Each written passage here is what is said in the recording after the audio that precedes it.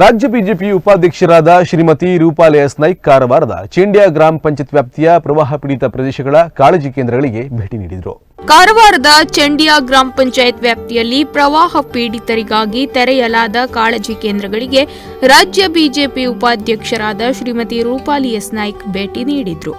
ಸಂತ್ರಸ್ತರಿಗೆ ನೀಡಲಾಗುತ್ತಿರುವ ಆಹಾರದ ಬಗ್ಗೆ ಪರಿಶೀಲನೆ ನಡೆಸಿ ಕುಂದುಕೊರತೆಗಳ ಬಗ್ಗೆ ವಿಚಾರಿಸಿದರು.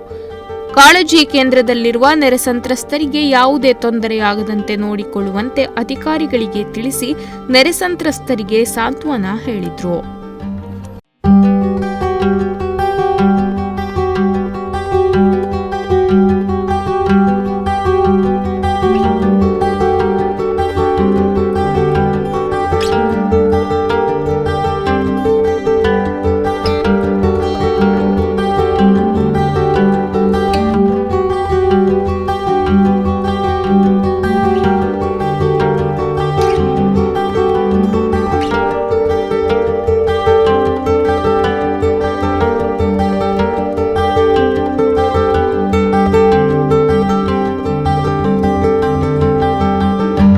ಶೀರೂರು ಗುಡ್ಡ ಕುಸಿದು ಗಂಗಾವಳಿ ನದಿ ತೀರದ ಉಳುವರೆ ಗ್ರಾಮದ ಮನೆಗಳು ಕೊಚ್ಚಿ ಹೋದ ಸ್ಥಳಕ್ಕೆ ಹಾಗೂ ಕಾಳಜಿ ಕೇಂದ್ರಕ್ಕೆ ರೂಪಾಲಿ ನಾಯ್ಕ್ ಶುಕ್ರವಾರ ಭೇಟಿ ನೀಡಿದರು.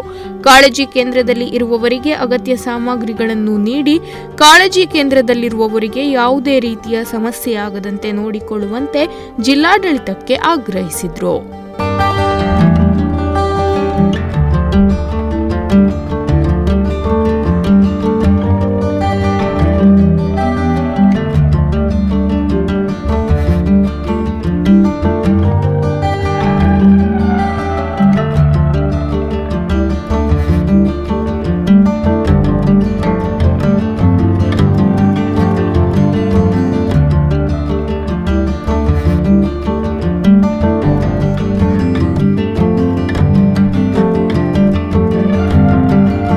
ಅಂಕೋಲಾ ತಾಲೂಕಿನ ಶೀರೂರಿನಲ್ಲಿ ಗುಡ್ಡ ಕುಸಿತ ಸ್ಥಳಕ್ಕೆ ಭೇಟಿ ನೀಡಿದ್ದ ಕೇಂದ್ರ ಸಚಿವರಾದ ಎಚ್.ಡಿ. ಕುಮಾರಸ್ವಾಮಿ ಸಗಡಗೇರಿ ಗ್ರಾಮ ಪಂಚಾಯಿತಿ ವ್ಯಾಪ್ತಿಯ ಉಳುವರೆ ಗ್ರಾಮಕ್ಕೆ ಭೇಟಿ ನೀಡಿದ್ರು. ಇದಕ್ಕೂ ಮುನ್ನ ಬಾಳೆಗುಳಿಯಲ್ಲಿ ಬಂದಿಳಿದ ಕುಮಾರಸ್ವಾಮಿ ಅವರನ್ನು ಶ್ರೀಮತಿ ರೂಪಾಲಿ ಎಸ್ ನಾಯ್ಕ್ ಬರಮಾಡಿಕೊಂಡ್ರು.